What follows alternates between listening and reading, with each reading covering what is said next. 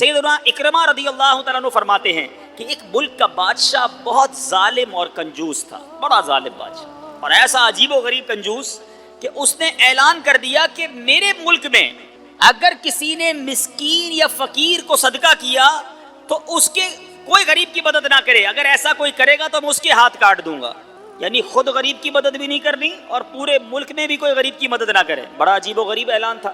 اچھا جناب، اب ایک خاتون تھی، لوگ تو خوف سے ڈر گئے تھے، کوئی صدقہ نہیں دے رہا تھا، کوئی خیرات نہیں دے رہا تھا۔ ایک دن فقیر مجبور ہو کر ایک عورت کے پاس آیا اور کہا مجھے اللہ کے راہ میں کچھ دو، میں بہت بھوکا ہوں، کھانے کے لیے کچھ نہیں۔ وہ عورت نے بھی بادشاہ کا اعلان سنا ہوا تھا، وہ بھی ڈری ہوئی تھی، اس نے بھی صدقہ دینے سے اس نے سوچا کہ صدقہ دوں گی تو میرے بھی ہاتھ کٹ جائیں گے، لیکن فقیر نے کہا مجھے اللہ عز و جل کی رضا کی خاطر کچھ تو کھانے کو دے دو۔ وہ التجا کرتا رہا، آخر اس عورت کے دل میں رحم آ گیا، اس عورت نے اس فقیر کو صدقہ دے دیا، کھانے کو دے دیا۔ اب 2 روٹیاں دیں اسے کھانے کو، فقیر روٹیاں لے کر دعائیں دیتا ہوا چلا گیا۔ بادشاہ کو پتہ چل گیا کہ ملک میں ایک ایسی عورت ہے جس نے کسی فقیر کو صدقہ دیا۔ اس نے اپنے بندے بھیجے اور اس خدا ترس رحم دل عورت کے دونوں ہاتھ کاٹ دیے گئے، اس کے دونوں ہاتھ کٹ گئے۔ اب میٹھے اسلامی بھائیوں، کچھ عرصے کے بعد بادشاہ نے اپنی والدہ سے کہا کہ مجھے اپنی مملکت کی سب سے حسین لڑکی سے شادی کرنی ہے۔ اس کی ماں نے جب معلومات کروائی تو پتہ چلا پورے ملک میں ایک لڑکی سب سے زیادہ حسین ہے، مگر اس میں ایک خامی یہ ہے کہ اس کے دونوں ہاتھ نہیں ہیں۔ اس نے بادشاہ سے کہا، بادشاہ نے لڑکی کو دیکھا، اسے پسند آئی، اس سے شادی کر لی اور وہ عورت اب ملکہ بن گئی۔ جس نے 2 روٹیاں صدقہ کی، ہاتھ کٹ گئے، اب وہ بادشاہ کی زوجہ بن گئی۔ بڑی زندگی آرام سے گزرنے لگی، مگر ایک اور امتحان اس کی زندگی میں باقی تھا۔ پھر کیا ہوا کہ کیونکہ اور بھی اس کی بیویاں تھیں بادشاہ کی، نئی نویلی دلہن کے ساتھ بادشاہ بہت وقت گزارتا، بڑی نوازشات کرتا، دوسری جو بیویاں تھیں وہ حسد کرتی تھیں۔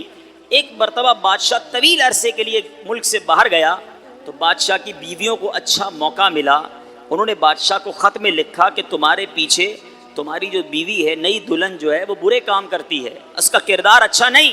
بادشاہ نے بغیر کسی تحقیق کے حکم دے دیا کہ میری بیوی کو اٹھایا جائے اور جنگل میں پھینک دیا جائے، محل سے نکال کر جنگل میں پھینک دو۔ اب وہ عورت جنگل میں پہنچ گئی، بیابان جنگل تھا، اس کا ایک بیٹا بھی ہو گیا تھا بادشاہ سے۔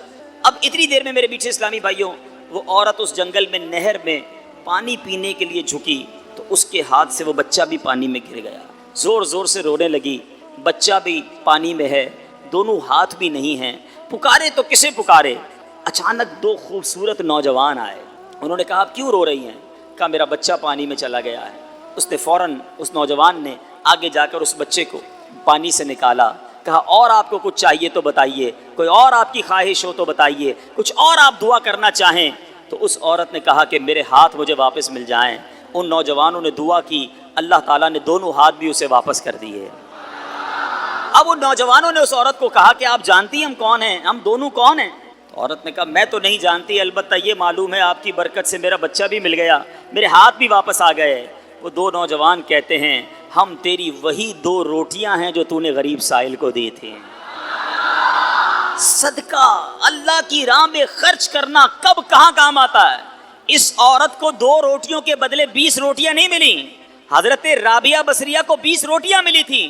ہو سکتا ہے کوئی کیلکولیشن کرنے والا کہے یار میں 1000 روپے دوں گا 1 لاکھ روپے مل جائیں گے، نہیں ملے، مگر اس کو ہاتھ واپس مل گئے، بچہ واپس مل گیا۔ کیا معلوم مجھ پر اور آپ پر کوئی بلا آنے والی ہو، کوئی مصیبت آنے والی ہو، کوئی بیماری آنے والی ہو، اگر اللہ کی راہ میں صدقہ دیں، کسی غریب کی مدد کریں اور اس کے دل سے دعا نکلے اور اللہ کریم ہم سے وہ مصیبت کو ٹال دے تو اے میرے میٹھے اسلامی بھائیوں، حضرت منصور بن عمار رحمۃ اللہ تعالی علیہ ایک روز واز فرما رہے تھے تو کسی حقدار نے 4 درہم کا سوال کیا، کوئی غریب تھا، مسکین تھا، اس نے 4 درہم کا سوال کیا تو آپ رحمۃ اللہ تعالی علیہ نے اعلان کیا کہ جو اس کو 4 درہم دے گا میں اس کو 4 دعائیں دوں گا۔ آپ نے، اللہ کے ولی تھے، آپ نے فرمایا جو اس کو 4 درہم دے گا میں اس کو 4 دعائیں دوں گا۔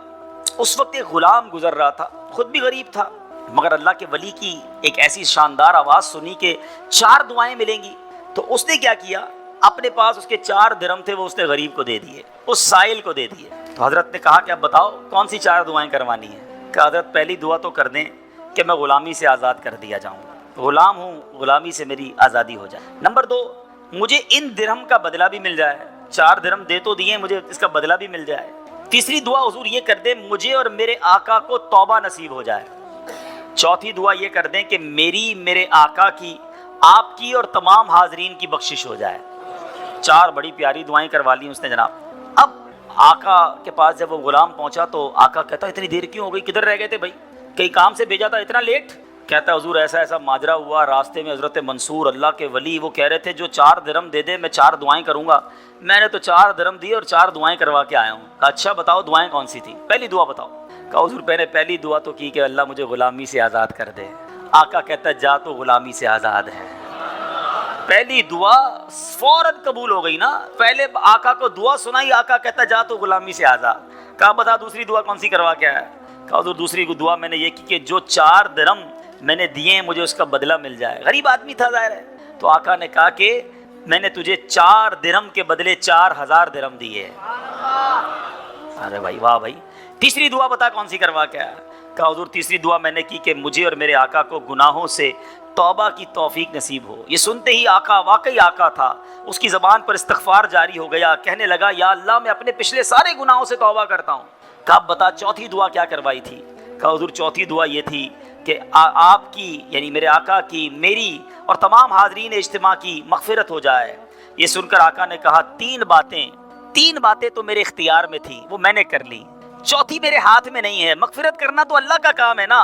اسی رات آقا نے خواب میں کسی کہنے والے کو سنا کہ جو تمہارے اختیار میں تھا وہ تم نے کر دیا, اور میں ارحم الراحمین ہوں, میں نے تمہیں, تمہارے غلام کو, منصور بن عمار کو اور تمام حاضرین کو بخش دیا ہے. کیا بات ہے, کیا بات ہے, سبحان اللہ ہے. یہ میرے میٹھے اسلامی بھائیوں یہ واقعہ جو ہے یہ کتنی زبردست موٹیویشن ہے کہ ہمیں نہیں پتا ہوتا کسی غریب کی مدد کر کے, کسی محتاج کی مدد کر کے, کسی پریشان حال بندے کی مدد کر کے ہم کبھی کبھی ایسی دعا لے لیتے ہیں کہ ہمیں اندازہ بھی نہیں ہوتا, اور وہ ایسی دعا دے دیتا ہے کہ بگڑی بن جاتی ہے, مشکلیں ٹل جاتی ہیں. یہ دعائیں لینے والے بنیے, اللہ کی راہ میں خرچ کریں گے. آج واقعی میں صحیح بتا رہا ہوں. تو یہ بعض اوقات ایک کیفیت ہوتی ہے انسان کی کہ جب انسان کسی کی مدد کرتا ہے یا کوئی ایسا کام کرتا ہے جس سے کسی کے دل سے دعا نکلتی ہے, اور یہ تو اللہ کے ولی تھے نا, انہوں نے ہاتھ اٹھا کر یہ 4 دعائیں کی.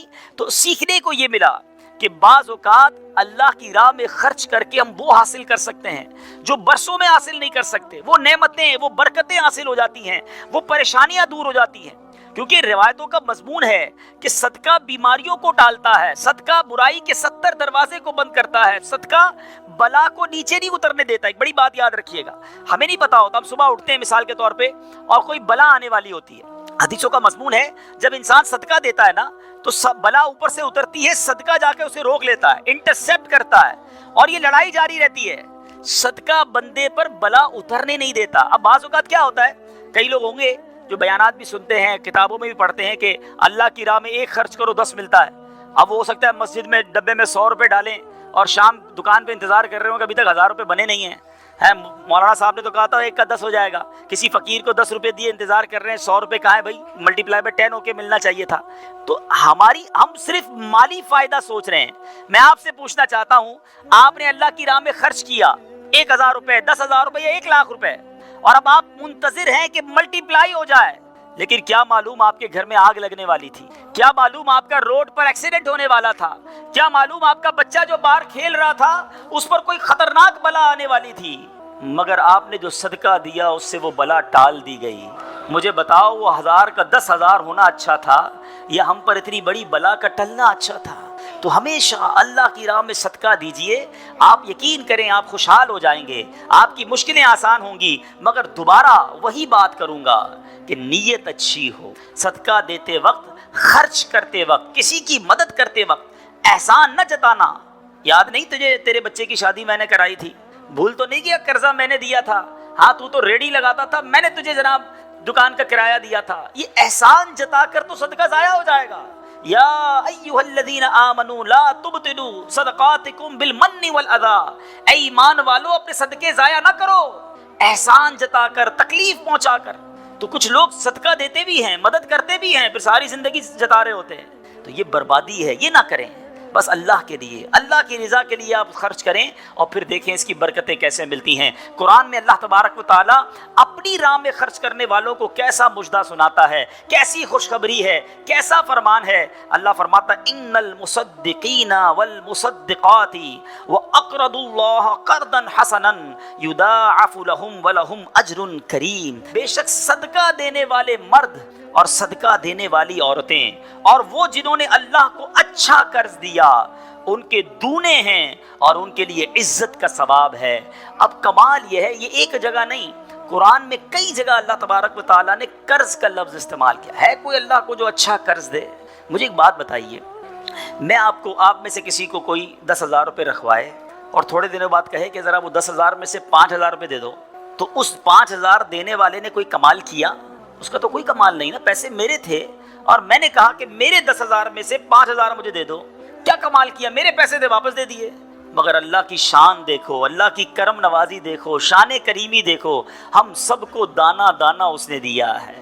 ہم تو پیدا ہوئے تھے، کپڑے بھی جسم پر نہیں تھے، کھانے کو اس نے دیا، پہننے کو اس نے دیا، گھر اس نے دیا، مال اس نے دیا، سب اس نے دیا، مگر جب اس کی راہ میں خرچ کرنے کی باری آتی ہے تو کہتا ہے، فرماتا ہے قرآن میں، ہے کوئی جو اللہ کو اچھا قرض دے؟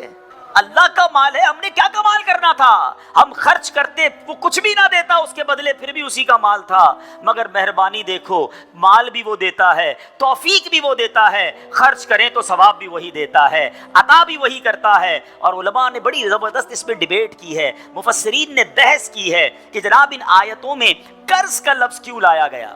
اللہ اکبر ہے۔ فرمایا جب آپ اور میں، دنیا میں بندہ کسی کو قرضہ دیتا ہے نا تو امید ہوتی ہے یہ قرضہ واپس ملے گا، اگر امید نہ ہو تو پھر یہ قرض نہیں ہے، پھر تو تحفہ ہو جائے گا نا۔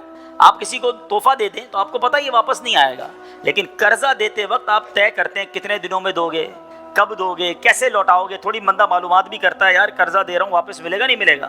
تو قرض کی جب بھی لفظ لون آئے گا، قرض آئے گا، اس کا مطلب یہ کہ یہ واپس ملنا ہے۔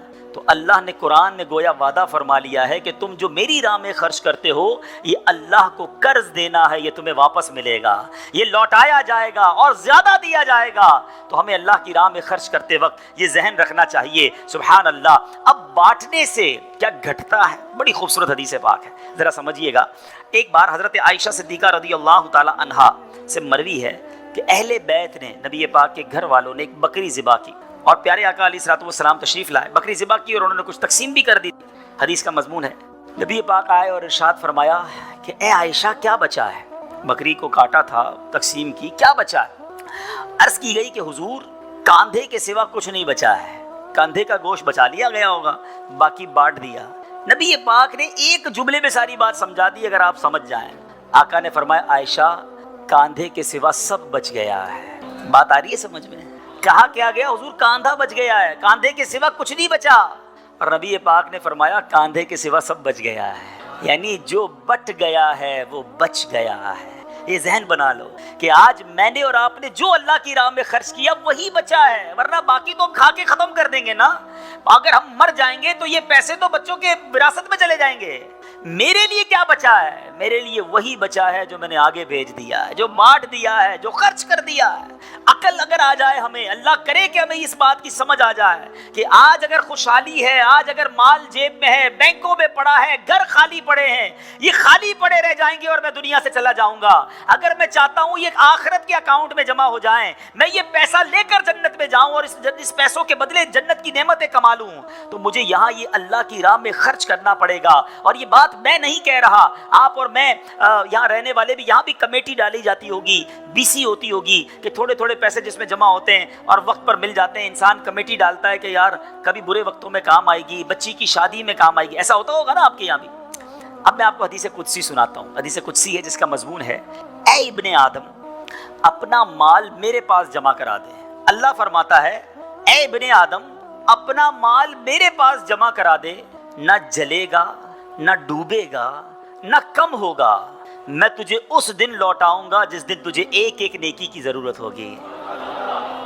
سیکیورٹی ڈپازٹ، یہ بعض اوقات جو مسجد میں ہمارے آگے سے ڈبہ جاتا ہے نا، یا کبھی کوئی اسلامی بھائی جھولی لے کے بیٹھے ہوتے ہیں، یہ جب جیب سے آپ پیسے نکال کے ڈالتے ہو نا اس وقت ذہن بناؤ کہ یہ جا نہیں رہا، یہ جمع ہو رہا ہے میرے آخرت کے اکاؤنٹ میں، اور ڈال دوں یار، ابھی آج کل پیسے اچھے ہیں، تھوڑے اور ڈال دوں، جمع ہو جائے، ادھر ملے گا۔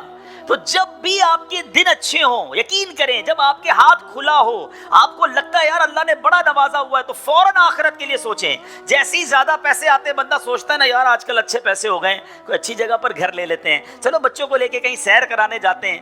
آپ اپنے پیسے کو دنیا میں انجوائمنٹ کے لیے جب یوز کر رہے ہیں تو اسی پیسے کو آخرت کی انجوائمنٹ کے لیے، آخرت کی لگژریز کے لیے، آخرت کی نعمتوں کے لیے استعمال کرنے کا ذہن بنائیں اور دیتے چلے جائیں۔ میں یہاں ایک مشورہ بھی دینا چاہوں گا، بالخصوص میرے بزرگوں کو، اللہ نے جن کو نوازا ہے، بلکہ میں کہتا ہوں تھوڑے پیسے بھی ہیں نا، یہ میرا مشورہ یاد رکھ لو، اور یہ امیر علیہ سنت نے ایک بار مدنی مذاکرے میں بھی فرمایا تھا۔ ہم نے الحمدللہ تحدیث نعمت کے لیے عرض کرتا ہوں، الحمدللہ میری والدہ مرحومہ نے، میرے والد صاحب نے، میں نے خود بھی، ہمارے گھر والوں نے، ہم نے اس طریقے پر عمل کیا اور اس کی برکتیں پائی ہیں۔ تو اچھی نیت سے میں آپ کو بتاتا ہوں کہ ہم دیکھیں دنیا میں ہیں، ٹھیک ہے، ہم نے بہت سارے ایسے جنازے پڑھے ہیں، ایسے سویم میں بھی گئے ہیں، 40ویں میں بھی گئے ہیں، اور جا کے ہم نے مرحوم کے بچوں کو کہا ہے کہ دیکھیں آپ کے ابو جان چلے گئے دنیا سے، کروڑوں روپے چھوڑ کر گئے ہیں، آپ کے ابو نے کتنا کیا آپ کے لیے، اب آپ اپنے ابو کے لیے کچھ کیجئے، کوئی مسجد بنائیے، کوئی مدرسہ بنائیے، کوئی کنواں کھدوائیے، اپنے والد کو ثواب پہنچائیے۔ تو وہ بیٹا جس کے لیے باپ نے زندگی گزار دی، کروڑوں اربوں روپے چھوڑ کر گیا، وہ کہتا ہے ابھی تو ہاتھ بڑا ٹائٹ ہے، تو ابھی بعد میں کریں گے، تو بعد میں دیکھ لیں گے، اور ہم دیکھتے ہیں اس کے بعد مرحوم کے لیے بظاہر کچھ نہیں کیا جاتا۔ تو آج مجھے اور آپ کو اپنی فکر خود کرنی ہے۔ اگر آپ نے پیسے کمائے ہیں نا، آپ نے مکان بنائے ہیں، آپ نے جائیدادیں بنائی ہیں، تو اپنی فکر خود کیجئے۔ اس کے دو طریقے ہیں، ایک طریقہ اپنی زندگی میں ہی انہوں نے ماشاءاللہ یہ مسجد بنا دی، مدرسہ بنا دیا، بہت اچھی بات ہے، یا تو یہ کر لیں، اور اگر یہ نہیں کر پا رہے تو دوسرا طریقہ بتاتا ہوں جو بڑا آسان ہے، وہ یہ ہے کہ انسان کو شریعت نے یہ اختیار دیا ہے کہ آپ اپنی وصیت کر جائیں، اور وصیت میں 30% آپ وصیت کر سکتے ہیں کہ آپ کے چھوڑے گئے مال میں سے 30% کسی نیکی کے کام میں خرچ کر دیا جائے، آپ کے لیے صدقہ جاریہ کے لیے خرچ کر دیا جائے۔ بھائیوں والا مشورہ ہے، آپ عمل کریں نہ کریں، کہ اگر زندگی میں یہ وصیت کر دیں کہ میرے مرنے کے بعد جو بھی میرا مال بچے گا اس میں سے 30% جو ہے وہ دعوت اسلامی کو یہ کہہ کر دیا جائے کہ میرے لیے صدقہ جاریہ کے لیے مسجد، مدرسہ، جامعہ، کوئی ایسا کام کر دو کہ قیامت تک مجھے ثواب ملتا رہے۔ مجھے بتاؤ مرنے کے بعد آپ کا مال 70% تو بچوں کے لیے بچے گا نا، 30% تو اپنے ساتھ لے جاؤ، اپنی جنت بنا لو۔ ورنہ ہوتا یہ ہے کہ ساری زندگی والد نے محنت کی، محنت کرتے کرتے بوڑھا ہو گیا، لاکھوں کروڑوں روپے کی جائیدادیں چھوڑ کر گیا، اور مرنے کے بعد خاندان میں کوئی ایصال ثواب، کوئی خرچ کرنے کے لیے تیار نہیں ہے۔ تو دو چیزیں یاد رکھیں، ایک تو زندگی ہی میں اپنے لیے ثواب جاریہ والے کام کر لیں۔ اللہ کی رحمت سے دعوت اسلامی ساری دنیا میں مسجدیں بنا رہی ہے، ماشاءاللہ ایسے کئی کام ہو رہے ہیں جو قیامت تک چلنے والے ہیں۔ آپ اپنی زندگی میں اپنے لیے وہ کام کر لیجئے، اور اگر ایسا نہ بھی کر سکیں اور کر بھی لیا ہو تو وصیت کرنے میں تو کوئی حرج نہیں ہے کہ مرنے کے بعد تو میرا مال میرے پاس رہنا ہی نہیں ہے، تو کیوں نہ وہ میرے ساتھ جنت میں مجھے کام آ جائے۔ اور آج بھی صدقہ کیسی کیسی پریشانیوں اور بیماریوں کو دور کرتا ہے، اللہ اکبر۔ ایک اور ایمان افروز واقعہ سناتا ہوں کہ ایک بار حضرت عیسیٰ علیہ نبینا علیہ الصلوۃ والسلام کے زمانے میں ایک دھوبی تھا جو لوگوں کے کپڑے آپس میں تبدیل کر دیتا تھا، یعنی لوگوں کے کپڑے ملا دیتا، لوگ بڑے پریشان تھے اس سے۔ تو لوگوں نے حضرت عیسیٰ علیہ الصلوۃ والسلام کو اس کے متعلق بتایا، تو آپ نے اللہ عز و جل کی بارگاہ میں دعا کی کہ اے اللہ اس کو ہلاک فرما دے۔ اللہ کے نبی نے ایک ایسے شخص کے لیے دعا کی کہ یا اللہ اس کو ہلاک کر دے، تیرے بندے اس سے بڑے پریشان ہیں۔ ایک روز وہ دھوبی بالکل اسی معمول میں نکلا، اس کے پاس 3 روٹیاں تھیں۔ ایک سائل آیا، ایک فقیر آیا، اور اس نے کہا کہ اللہ کے لیے مجھے روٹی دے دو۔ تو آپ نے اس دھوبی نے ایک روٹی اس سائل کو دے دی۔ سائل نے دعا دی کہ اللہ تعالیٰ تجھ سے آفات سماویہ کا شر دور کر دے، آسمانی بلاؤں کو دور کر دے۔ دھوبی بڑا متاثر ہوا، بڑی پیاری دعا دی، ایک اور روٹی بھی دے دی۔ اس سائل نے دعا دی کہ اللہ تعالیٰ تجھے جملہ آفتوں سے محفوظ رکھے۔ اس نے تیسری روٹی بھی دے دی۔ اب اس سائل نے دعا دی اللہ تجھے توبہ کی توفیق عطا فرمائے۔ اب اس دوران ایک بڑا سانپ اس کی گٹھڑی میں داخل ہو چکا تھا، کیونکہ حضرت عیسیٰ نے دعا کی تھی اس کو ہلاکت کی۔ ایک بڑا سا سانپ جو ہے اس کی کپڑوں کی گٹھڑی میں داخل ہو چکا تھا۔ جب دھوبی نے کپڑے لینے کا ارادہ کیا تو اس سانپ نے اسے ڈسنا چاہا، ایک فرشتے نے اسی وقت سانپ کو لوہے کی لگام ڈال دی اور دھوبی سلامتی کے ساتھ واپس آ گیا۔ لوگوں نے حضرت عیسیٰ علیہ السلام سے کہا کہ یا روح اللہ، آپ نے دعا کی تھی، یہ بندہ تو ایسے ہی ہٹا کٹا گھوم رہا ہے, بالکل ٹھیک, کچھ مسئلہ ہی نہیں ہوا اس کے ساتھ, سلامت. تو آپ نے اس دھوبی کو بلایا, بتا تو نے کون سی ایسی بھلائی کی ہے, میں نے تیری ہلاکت کی دعا کی اور تو بالکل سلامت گھوم رہا ہے. وہ کہتا حضور میں نے 3 روٹیاں صدقہ کی ہیں, اتنے گناہ اتنی خطائیں, سارا شہر پریشان, مگر جب صدقہ کیا 3 روٹی کا, آپ نے اس سانپ سے پوچھا کہ تو نے قتل کیوں نہیں کیا, تیری تو ڈیوٹی تھی نا. تو سانپ کہتا ہے اے اللہ کے نبی, اللہ نے آپ کی دعا تو قبول فرما لی, مجھے ہلاک کرنے کے لیے بھیج بھی دیا, مگر جب اس دھوبی نے ایک سائل کو صدقہ دیا تو ایک فرشتے نے مجھے لوہے کی لگام ڈال کر روک لیا. اب وہ دھوبی بھی سارا واقعہ سن رہا تھا کہ اتنے گناہ ہیں, سامنے ایک چھوٹا سا صدقہ کیا, میری ہلاکت رک گئی. اس دھوبی نے بھی توبہ کر لی, اپنے گناہوں سے تائب ہو گیا. کیا سیکھنے کو ملا؟ صدقہ بلاؤں کو ٹالتا ہے, صدقہ مصیبتوں کو ٹالتا ہے, صدقہ عمر میں برکت لاتا ہے. ایک بار حضرت داؤد علیہ نبینا علیہ الصلوۃ والسلام کے پاس ایک شخص تھا, اور وہ حضرت ملک الموت آئے اور اس کو بڑا گھور کے دیکھنے لگے. تو تھوڑی دیر کے بعد ملک الموت تو چلے گئے, تو آپ نے اس شخص نے کہا کہ حضور یہ کون تھا جو مجھے گھور رہا تھا؟ آپ نے کہا ملک الموت تھے. ملک الموت سے پوچھا کہ تم کیوں گھور رہے تھے؟ کہا کہ یہ بندے کی اب 3 دن زندگی رہ گئی ہے, اب 3 دن کے بعد یہ دنیا سے چلا جائے گا. تھوڑے دن ہوئے تو وہ بندہ گھوم رہا ہے, پھر رہا ہے آپ کے سامنے. ملک الموت آیا, آپ نے کہا تم نے تو کہا تھا 3 دن میں اس کی روح قبض کرنی, یہ تو بالکل ٹھیک ہے, کوئی مسئلہ ہی نہیں. کہا حضور 3 دن ہی باقی تھے, میں نے روح قبض کرنے پہنچنا تھا. جس دن پہنچنا تھا اس دن یہ بندہ گھر سے باہر نکلا, ایک غریب نے صدا لگائی, ایک فقیر نے پکارا, اس نے 20 درہم اس کو دیے, اس فقیر نے اس کو دعا دی, اللہ نے وہ دعا ایسی قبول کی کہ ہر درہم کے بدلے اس کی عمر میں 1 سال کا اضافہ فرما دیا. 20 سال عمر بڑھ گئی ہے اس کی. اب ذرا سوچئے میٹھے اسلامی بھائیوں, ایسے کئی واقعات ہیں, کئی باتیں بتا دی جاتی ہیں, کئی باتیں پتہ نہیں ہوتی. ہو سکتا ہے ہماری بھی آخری وقت آنے والا ہو, اللہ نے کسی کی دعا سے بڑھا دیا ہو, ہمارا بھی کوئی برا وقت آنے والا ہو, کوئی اللہ نے نیکی کروا دی, ہم بچ گئے ہوں. تو کرتے رہا کرو نیکی, جچاؤ نہ, دکھاؤ نہ, بتاؤ نہ, کرتے رہا کرو. اللہ کریم ہے, وہ نیکوکاروں کا اجر ضائع نہیں کرتا, وہ ضرور عطا فرماتا ہے. اور کیسے عطا فرماتا ہے؟ ایسے ایسے واقعات ہیں کہ سنے تو ایمان تازہ ہو جاتا ہے. مثال کے طور پہ حضرت سیدنا حبیب عجمی رحمۃ اللہ تعالی علیہ کے دروازے پر ایک سائل نے دستک دی, تو آپ کی زوجہ محترمہ جو ہے وہ آٹا گوندھ کے رکھا تھا اور پڑوس سے آگ لینے گئی تھی. پہلے زمانے میں لکڑی وغیرہ آگ کے لیے لینی ہوتی تھی. آٹا گوندا ہوا تیار تھا, آپ نے وہی آٹا اٹھایا اور اس سائل کو دے دیا. آپ کی زوجہ آئیں کہ آٹا کدھر گیا؟ کہ غریب آیا تھا, اس کو ضرورت تھی, میں نے گوندا ہوا آٹا دے دیا. بولے بہت اچھا کیا, مگر ہم نے بھی تو کھانا ہے نا, ہمارے لیے تو کچھ نہیں چھوڑا, آپ نے سارا ہی دے دیا. اب تھوڑی دیر ہوئی تو کیا ہوتا ہے کہ دروازے پر دستک ہوتی ہے. ایک بندہ ایک بہت بڑا تھال لے کر پکی ہوئی روٹیاں بھی لاتا ہے اور سالن بھی لاتا ہے. آپ اپنی زوجہ سے کہتے ہیں دیکھ لو, دیا آٹا تھا, روٹیاں بھی پکے آ گئیں, ساتھ سالن بھی آ گیا ہے. تو یہ بلیف ہوتا تھا, اللہ والوں کا یقین ہوتا تھا کہ یہ خرچ کیا ہے, یہ ملنا ہی ملنا ہے. اللہ کرے کہ ہم اللہ کی راہ میں بس خرچ کرنے والے, صدقہ دینے والے, اللہ کی راہ میں دل کھول کر خرچ کرنے والے بن جائیں. ڈھونڈیے آپ کے پڑوس میں کوئی پریشان ہوگا, تلاش کیجئے آپ کے رشتہ داروں میں کوئی غریب پریشان ہوگا, آپ کے دوستوں میں پریشان ہوگا. اچھا ایک اور بات بتاؤں, جو واقعی صحیح معنوں میں سفید پوش ہوتے ہیں نا, وہ بولتے نہیں ہیں کسی کو. آپ کہیں گے یار کسی دوست نے تو کچھ مدد مانگی نہیں ہے, رشتہ دار تو کوئی آیا ہی نہیں گھر پہ, پڑوسی نے تو کبھی کچھ نہیں کہا, وہ کہیں گے نہیں. آپ ڈھونڈیے, تلاش کیجئے, جنت میں گھر چاہیے نا. مثال دیتا ہوں, آپ کو کوئی یہ کہے کہ جناب کسی پریشان حال کو ڈھونڈ کر 1000 روپے دو اور اس کے بعد فلاں بینک سے 1 لاکھ روپے لے لو, تو پھر پریشان حال فوراً مل جائے گا. سیدھا ابھی ڈھونڈتا ہوں جناب 1000 کیوں, 2000 دوں گا تو 2 لاکھ نہیں ملیں گے, تو بندہ یہ کہے گا نا. تو آپ کو سامنے نفع نظر آئے تو سب پریشان حال بھی مل جائے گا. اللہ کے بندوں, جنت میں محل کا وعدہ ہے, ڈھونڈیے نا.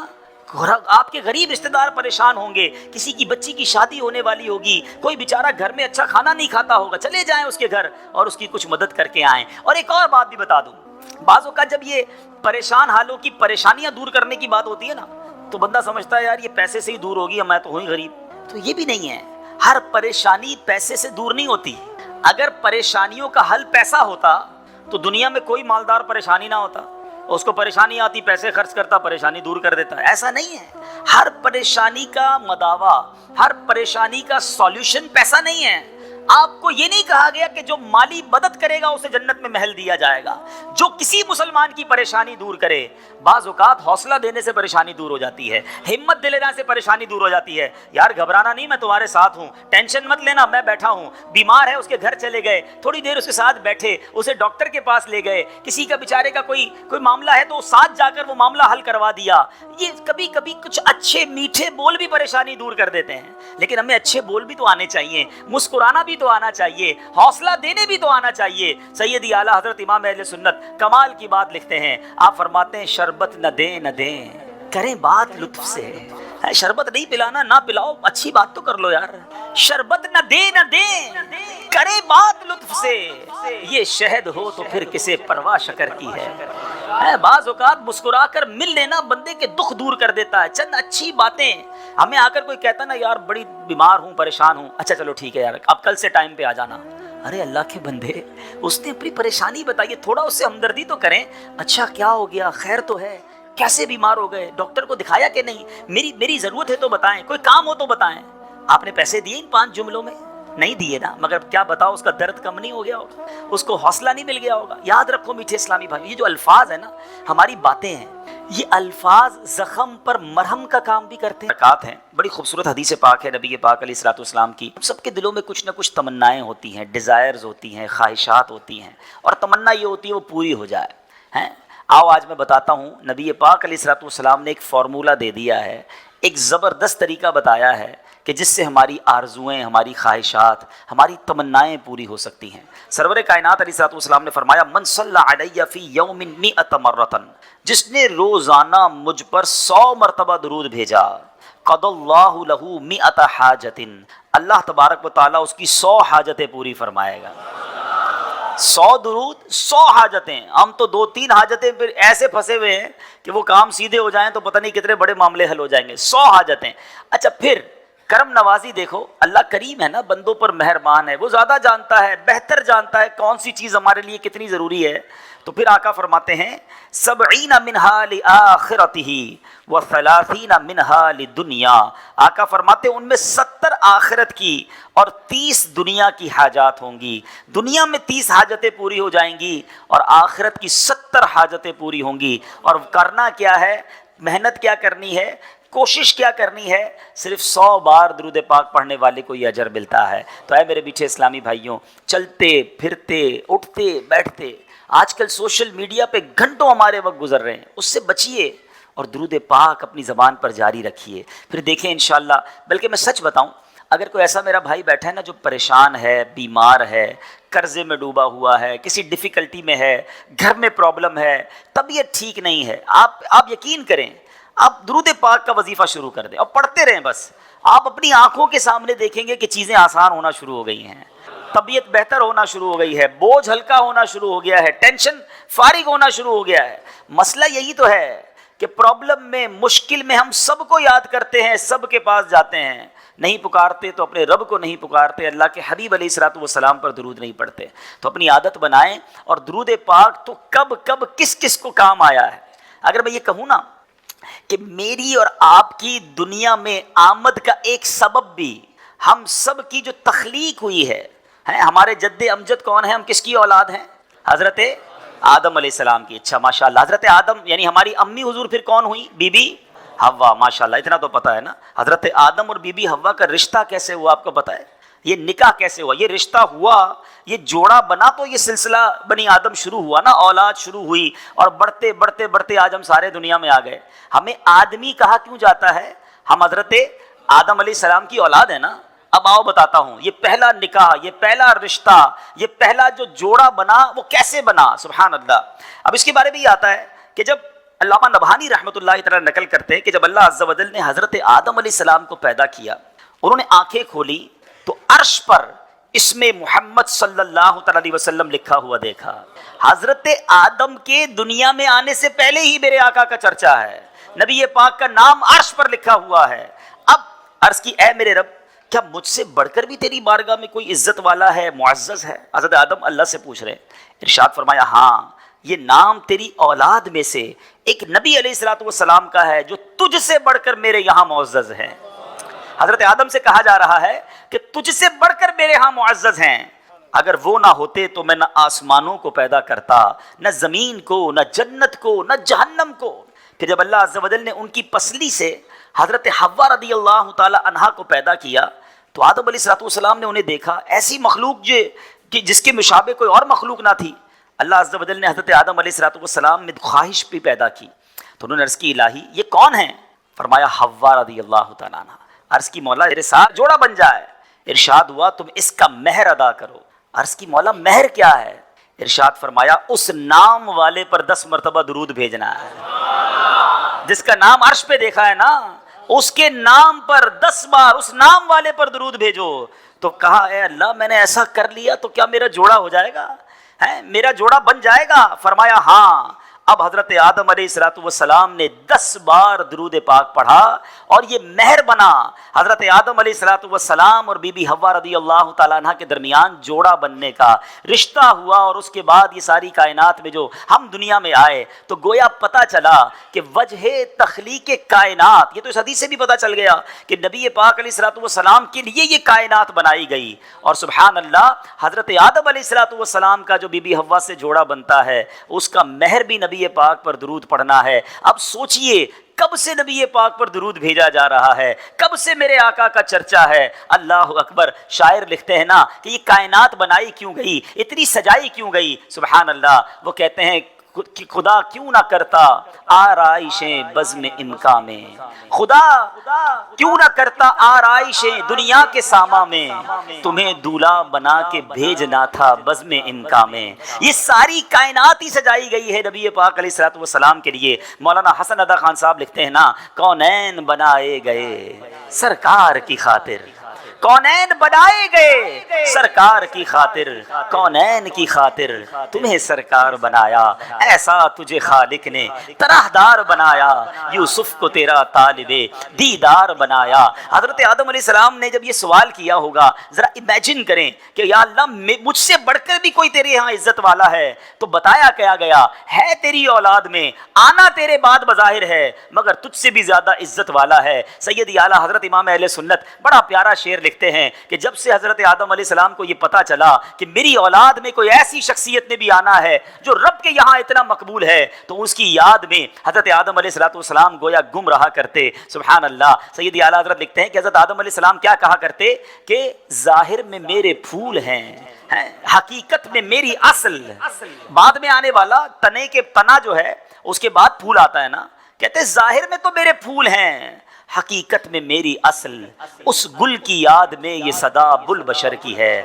ابو البشر کہتے ہیں حضرت آدم علیہ السلام کو، وہ اس وقت بھی نبی پاک کو یاد کرتے تھے کہ ایک پھول نے آنا ہے لیکن باغ سجایا اسی کے لیے گیا ہے، سب ساری کائنات سجی اسی کے لیے ہے۔ سیدی اعلیٰ حضرت لکھتے ہیں نا کیا خوبصورت بات لکھتے ہیں، انہی کی بو مایہ سمن ہے، انہی کا جلوہ چمن چمن ہے، انہی سے گلشن مہک رہے ہیں، انہی کی رنگت گلاب میں، آقا ہی کا سب کچھ ہے، انہی کا سب یہ سجایا ہوا، ان کے صدقے سے یہ ساری کائنات بنی ہے۔ اللہ بس نبی پاک کا سچا غلام بنا لے، آقا اپنی غلامی میں قبول فرما لیں، نبی پاک کا ذکر زبان پر جاری ہو جائے۔ فضول باتوں سے بچاؤ اپنے آپ کو، نکلو ان فضول باتوں سے، اپنی زبان کو ذکر و درود سے تر رکھو۔ انشاءاللہ اگر یہ زبان درود پڑھتی رہی تو ضرور نبی پاک رحمت کی نگاہ فرمائیں گے۔ اپنے غلاموں پر وہ بڑے مہربان ہیں، اور یاد رکھو امیر